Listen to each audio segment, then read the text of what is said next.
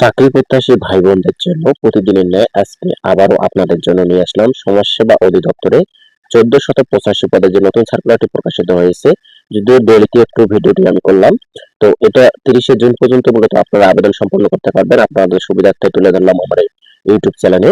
তো আপনারা কিভাবে আবেদন করবেন এবং আবেদনের সময়সীমা, আবেদনের যে পদ সংখ্যা, কত কতটা পদ 1485 পদে রয়েছে, কোনটায় কত সংখ্যক নেবে এবং আপনারা যে শিক্ষাগত যোগ্যতা, আবেদন সম্পন্ন করতে কত টাকা জমা দিতে হবে, সম্পূর্ণ আমি এই ভিডিওতে তুলে ধরার চেষ্টা করব। তো চলুন কথা না বাড়িয়ে আমরা মূল আলোচনা শুরু করি। সো বন্ধুরা, আমরা এখানে দেখতে পাচ্ছি 1485 পদে সমাজসেবা অধিদপ্তরের সমাজসেবা ভবনের যে নতুন সার্কুলারটি প্রকাশিত হয়েছে, মূলত সংশোধিত নিয়োগ বিজ্ঞপ্তি।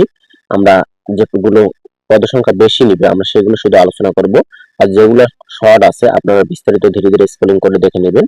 ভিডিও আটকে আটকে আপনারা ভিডিও দেখে নেবেন আপনাদের সুবিধার জন্য।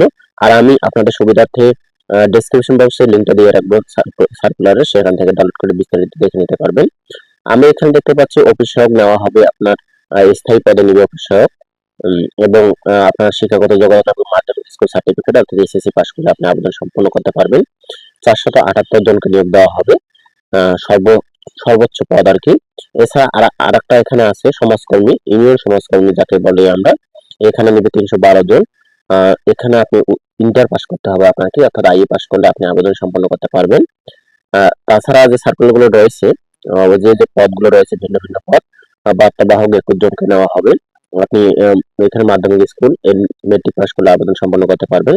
আপনারা বিস্তারিত দেখে নেবেন বন্ধুরা। আর এখানে আবেদনের যে নিয়মাবলীগুলো দেওয়া হয়েছে, আবেদন 2 তারিখ থেকে শুরু হয়েছে এবং শেষ 23 তারিখ। আবেদন সম্পন্ন করতে যে ফি প্রদান করতে হবে আপনাকে 1 থেকে 37 নং পদের জন্য 120 টাকা সরকারি ফি, এবং 38 থেকে 52 নং পদের জন্য 56 টাকা আপনাকে অবশ্যই 72 ঘন্টার মধ্যে আবেদন সম্পন্ন করার পরে পেমেন্ট সম্পন্ন করতে হবে টেলিটক এর মাধ্যমে। এবং এটা শুধু সরকারি ফি। আপনারা যদি আমার মাধ্যমে আবেদন করে নিতে চান, আমি আমার হোয়াটসঅ্যাপ নাম্বার দিয়ে রাখবো, আপনারা সেখান থেকে মূলত অবশ্যই সার্ভিস চার্জ প্রযোজ্য। এখানে যে আবেদন ফি রয়েছে, আবেদন ফি থেকে অবশ্যই আমার যে অনলাইন ফি সেটা আপনাকে প্রদান করতে হবে। আমি আপনার আবেদন সম্পূর্ণ করে হোয়াটসঅ্যাপে পাঠিয়ে দেব। আবেদন করতে যারা ইচ্ছুক তারা অবশ্যই হোয়াটসঅ্যাপে নক দিবেন। এই ছিল মূলত সমাজসেবা অধিদপ্তর 1485 পদে এই যে নতুন সার্কুলারটি প্রকাশিত হয়েছে সংশোধিত, তার বিস্তারিত প্রতিবেদন।